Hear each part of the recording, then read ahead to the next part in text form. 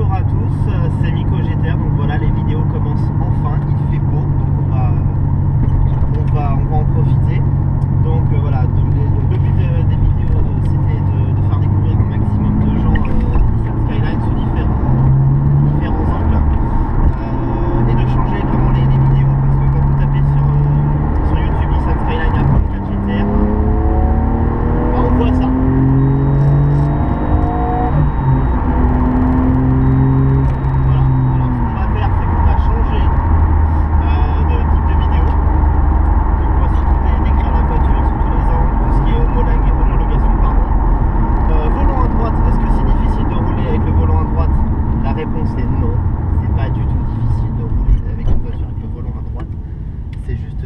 D'adaptation, il n'y a rien de plus facile pour rouler avec une voiture qui a le volant à droite.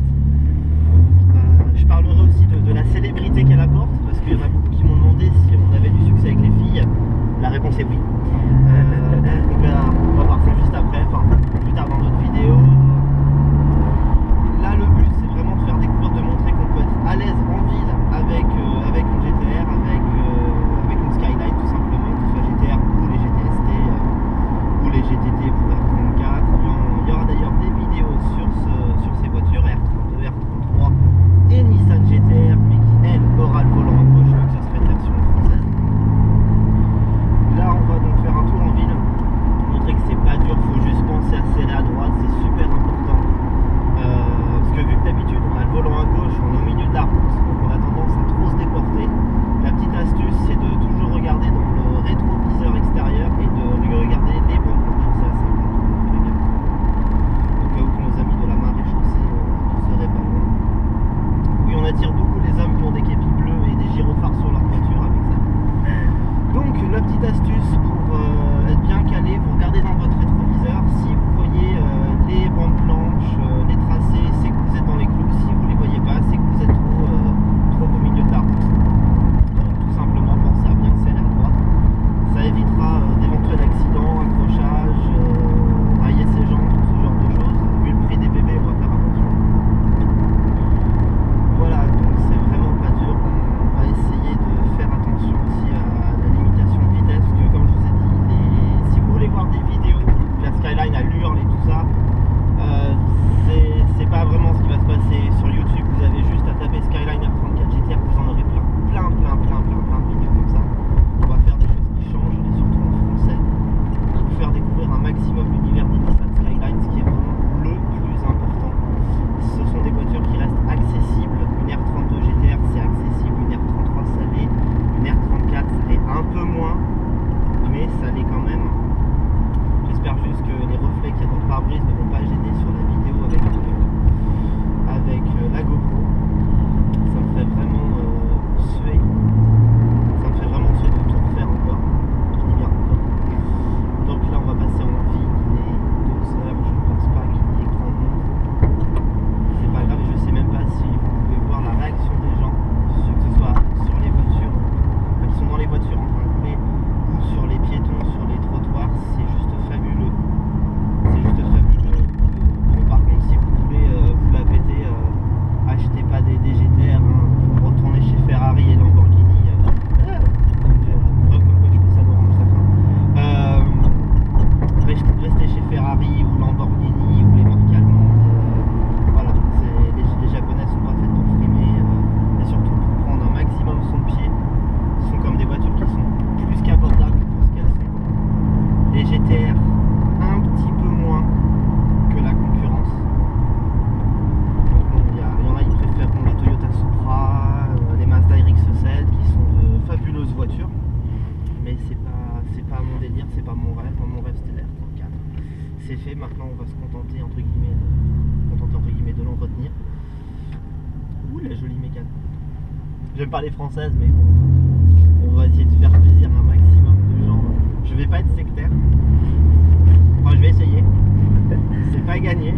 Si vous entendez rire, c'est qu'en fait il y a un pote qui est derrière et qui éventuellement maintient la GoPro parce que sa fixation de GoPro merde, et le nombre de fois qu'elle est tombée, on va arrêter de les compter. Donc là je prie vraiment, quitte à ce qu'il ait plus de sang dans le bras, c'est pas grave, mais il faut vraiment que cette vidéo se fasse du début à la fin, c'est vraiment important. Là ça fait je sais pas du tout depuis combien de temps pour les vidéos, Alex. Merci. Je sais plus, oui, ça fait quelques minutes, donc on roule, ça fait 4 minutes, me dit Alex. Vous voyez, on prend quand même voilà, quelques chemins. Ça gêne pas du tout d'avoir le volant à droite, mais vraiment pas du tout. Là, il y a un petit peu de circulation. On va essayer d'aller en ville dans des coins un petit peu. C'est un petit peu galère, même en temps normal, avec une voiture européenne qui a vraiment le volant à gauche. Pour parler à toutes les gens, les Skyline avec le volant à gauche n'existent pas. Elles n'ont jamais existé. Si vous envoyez sur internet, ce sont des voitures qui généralement sont à Dubaï.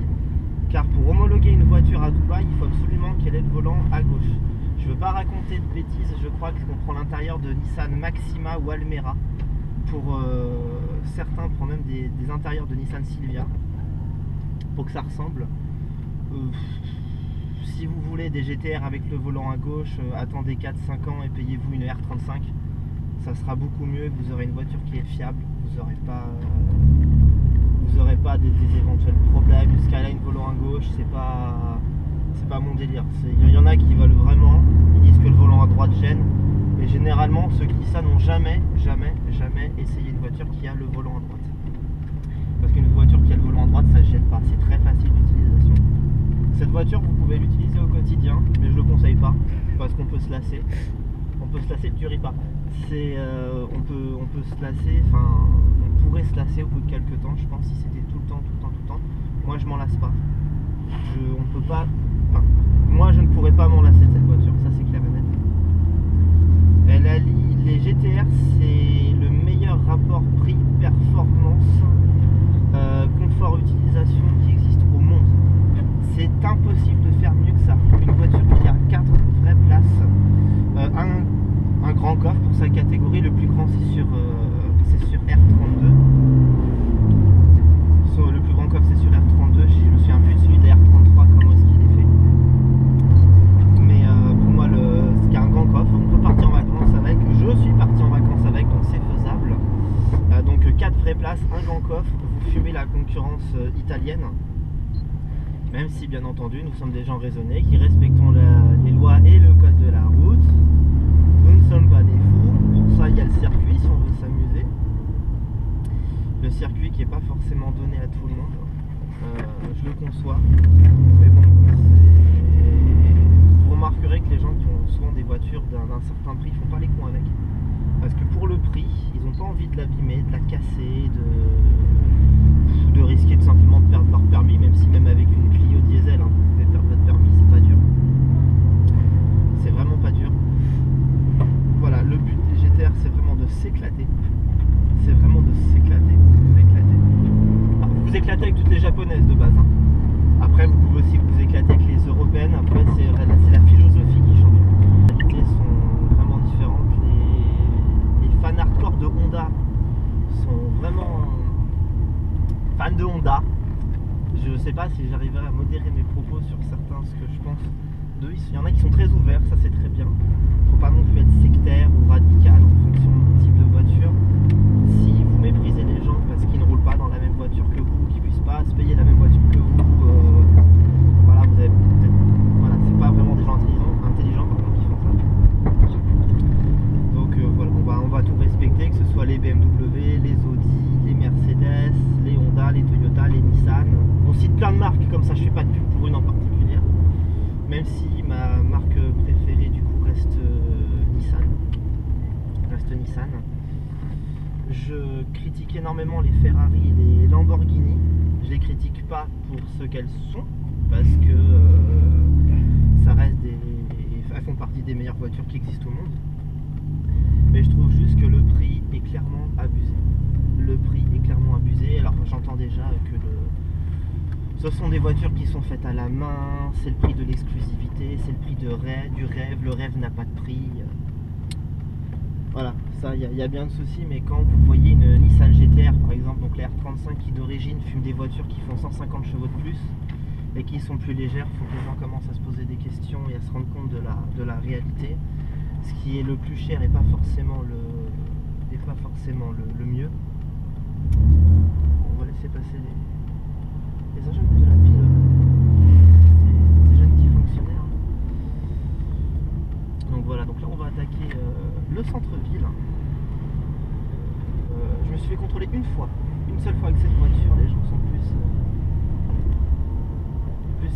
positif qu'autre chose au niveau de cette voiture. Voilà, si vous pouviez pas regarder, je ne sais pas du tout ce que ça va donner, mais c'est assez impressionnant. Voilà, si on a envie de chercher éventuellement en parer la célébrité, pas besoin de rouler en Ferrari ou en Lamborghini. C'est de très bonnes voitures qui sont des attrapes nanas, on va pas se mentir. Ce sont des voitures qui sont très bien, très fiables, et moi qui recherche vraiment les performances à l'état pur, les GTR atomisent tout ce qui existe au monde. C'est d'origine, c'est fabuleux, préparé, ça l'est encore plus. Les RX-7 sont fabuleuses aussi, de chez Mazda. La Supra en twin turbo, les internes stock, je crois qu'ils peuvent permettre de cracher jusqu'à 700 chevaux sans se prendre la tête si on met les turbos qu'il faut. Alors si vous entendez beaucoup de retours, c'est normal, les japonaises sont très mal insonorisées, mais vraiment très mal insonorisées. Les japonais ne mettent pas d'anti-gravillon et ne klaxonnent pas leur voiture. Pour ce qui est celles qui sont au Japon, je parle, les japonais ne savent pas leur route quand il neige. Ils ne savent pas leur route. Ce qui se passe, c'est que quand une voiture transite, du coup fait Japon-Angleterre, pour beaucoup de voitures que l'on récupère comme ça qui viennent du Japon, bah, les Anglais, eux, ils y vont. Hein. Et avec leur temps qui est pourri, c'est pas un cliché, c'est la réalité. Leur temps pourri, vous pouvez vous retrouver avec des voitures qui sont juste défoncées par la roue, mais qui sont vraiment bouffées par la roue. C'est une catastrophe. Faites bien attention à ça aussi. On critique beaucoup les professionnels. Il y a quelques boîtes d'import en France. Pour moi, je ne vais pas rentrer dans les polémiques qu'il y a actuellement. On a déjà suffisamment pour ceux qui essayent de fréquenter un peu ce milieu. Je suis passé par GTR Import. Je n'ai eu aucun problème. La voiture fonctionne parfaitement. Tout est parfait. Elle est homologuée. Débridée, puisque la bride japonaise est de 280 km/h. Une voiture bridée est strictement interdite, c'est illégal. Elle a été reprogrammée pour rouler au samplon 98, parce que les Japonais roulent avec un octane qui est du 100. Donc il faut la reprogrammer. Il y en a qui vous disent non, un octane booster, ça suffit, oui, jusqu'au jour où ils vont casser le moteur, et puis là ils viendront pleurer. GTR Import s'occupait de tout, de A jusqu'à Z. Il est tenu par Didier Gouriou, qui est maintenant devenu d'ailleurs un ami. Beaucoup de gens que je fréquente sont passés par GTR Import, n'ont eu aucun problème. Tout a été à la perfection. Il y en a un, c'est que ça R32, effectivement, il y a eu un léger souci. Le moteur a été changé. Alors on parle comme d'un RB26, un moteur de Skyline, c'est pas un moteur de Clio, hein. C'est ça ce qu'il faut se mettre en tête. Quand il dit que c'est garanti, c'est pas après pour entendre dire ah non mais ça c'est pas garanti ou ça c'est plus garanti. Voilà. Il y a d'autres importateurs, je ne donnerai pas mon avis sur eux. Je ne me permettrai pas de faire ça. Je donnerai pas mon avis sur eux. Si appelez les gens, contactez-les, ceux qui sont passés par les autres boîtes d'import. Je permettrai de parler que de ce que je connais, c'est-à-dire GTR Import. Allez sur son site, hein, GTR Import, vous verrez bien. Je touche pas d'argent par lui, je ne suis pas payé. Ça me coûte de l'argent de faire ces vidéos, c'est juste l'essence. Par contre, si Didier voit cette vidéo, si pour la pub que je lui fais, il peut me faire la révision gratos, éventuellement, ça me fera ça en plus. Enfin, au moins, pas payé. Qu'est-ce que je veux dire? Oui, au niveau de l'importation, de l'homologation, il y a des choses à prendre en compte que beaucoup de gens ne savent pas. Si vous allez chercher votre voiture vous-même en Angleterre, je vous le déconseille. Moi, je le déconseille. Si vous n'êtes pas mécano professionnel, je vous le déconseille. Les Anglais essaieront toujours de vous avoir. S'ils savent que la voiture est bonne pour l'export, qu'elle quitte le pays, vous pouvez tomber sur des surprises. Honte de merde. Elle a niqué mon châssis, cette pute. Excusez-moi pour le langage. Donc ouais, passez pas tout seul. Pour les voitures en Angleterre, pareil dans l'homologation, ce que des gens ne savent pas, c'est les phares. Ils pensent qu'une voiture qui a l'homologation c'est tout bête, ils pensent pas aux phares. Pourquoi les phares c'est un problème et que c'est un gros problème, c'est un vrai problème quand on n'y connaît rien. Vu que les Japonais ont le volant et les Anglais ont le volant à droite, ils roulent à gauche. Nous avons le volant à gauche, nous roulons à droite. Ce qui fait que les optiques sont déviées dans un certain sens. Ils remontent en fait vers la droite. Alors que les optiques japonais sont déviés, et anglais et toute autre voiture qui a le volant à droite sont déviés dans l'autre sens. Si vous passez un contrôle technique avec des feux non modifiés. Attendez-vous à être très bien accueilli par le gars du contrôle technique, sauf si c'est un ami à vous, mais bon, après lors d'un contrôle de police, je suis pas sûr que ça peut passer. Donc il faut dévier les feux, commander une paire de feux à la marque en question, vous les modifiez et on n'en parle plus. Et c'est fini. Par contre, pour ce qui est de ce que d'autres gens ne savent pas, les GTR ont du xénon. Pourquoi est-ce que le xénon, ça ne passera pas non plus l'homologation? Parce qu'il vous faut des LAFAR, c'est une norme européenne, vu que le xénon est une lumière qui est froide, contrairement à de l'halogène qui chauffe. S'il y a de la neige dessus, ça ne fondra pas. Donc on a besoin d'un LAFAR. Il y a l'ordinateur de bord, j'ai donc le boost controller, ce truc là, la concept ça je vais le virer, il sert à rien.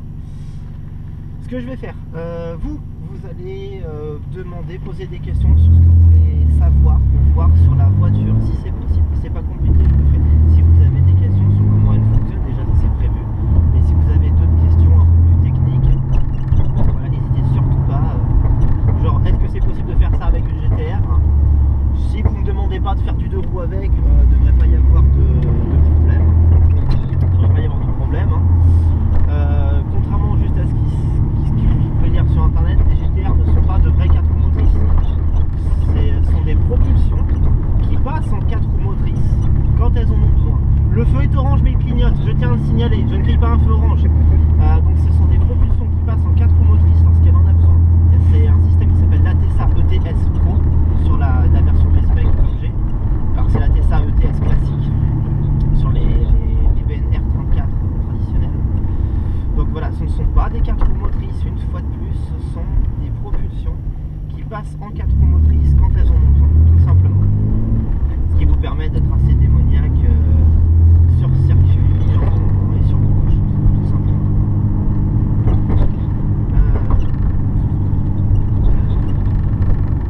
Voilà, donc si vous avez des questions sur la voiture, n'hésitez surtout pas. Il y a la page Facebook, Miko GTR. Il y aura aussi des vidéos avec des motards. J'ai des amis motards. J'ai même peut-être plus d'amis motards que d'amis qui ont des sportives. C'est bien. J'ai la trouille des motos, donc ça faut le savoir en fait. Vous pouvez mettre, tant qu'il y a une carrosserie 4 roues, ça peut être un réacteur, il n'y a pas de problème. Par contre, vous mettez sur un 2 roues, il n'y a pas de carrosserie, je vais pas faire le fier. On fera des vidéos moto avec Skyline. Alors je dirais les sensations que j'ai eues à moto par rapport à la GTR. Et le motard prendra la place passager et je filmerai sa réaction lors d'accélération assez violente pour vous montrer qu'à moto les sensations sont fabuleuses, hein, ça je le conçois parfaitement, mais qu'en GTR ou même voiture qui arrache tout simplement, c'est encore autre chose. Le coût d'entretien, est-ce que c'est cher? Alors comment formuler ça d'une manière très jolie? Tout dépend de votre notion de cher. Je sais pas si c'est cher, je sais pas si ça me coûte cher, mais ça me coûte quasiment tout ce que j'ai. Putain, je suis doué. Mais voilà, donc si vous avez des questions, R32, R33, R34, ça je m'en occupe. Nissan GTR, ça va venir. Je fais un coucou à Olivier et à Estelle, sa femme, qui j'espère regarderont la vidéo, qui roule en R35. À Seb qui aussi reconnaîtra, qui roule en R32 GTR, il y a une R32 GTR V-Spec, qui fera aussi des sacrées vidéos. Et je fais aussi un coucou à Totor qui a une R33 GTR et qui lui d'ailleurs n'est pas passé par GTR Import, qui est passé par son concurrent que moi je ne me permettrai pas de citer, mais qui lui le citera s'il a envie. Comme ça je reste neutre. Voilà, donc j'espère que la vidéo vous a plu. Moi je prends mon pied. Clairement, j'espère vous faire prendre votre pied aussi à regarder ça. Les GTR sont accessibles. Si c'est votre rêve, sachez que ce rêve peut se réaliser. Que vous tentiez vous-même l'homologation, que vous passiez par un professionnel, ce rêve est accessible. Quand vous passez par un professionnel, choisissez bien votre professionnel avant que le rêve ne se transforme en cauchemar. Parce que j'en connais certains qui ont arrêté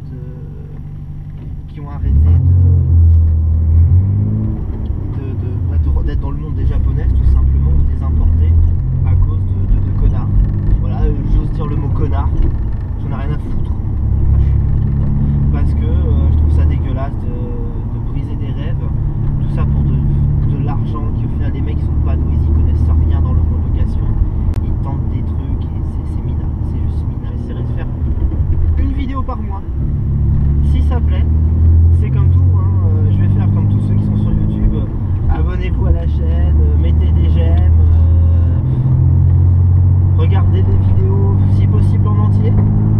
C'est toujours bien, on sait jamais, il y a peut-être des petites surprises des fois à la fin. Là, il n'y en aura pas. Parce que c'est un peu la vidéo preview. C'est vraiment pour prendre la température, je dirais pas à quel endroit, mais c'est vraiment pour prendre la température des gens pour savoir s'ils ont vraiment envie d'avoir ces vidéos. J'ai une vie comme beaucoup de gens.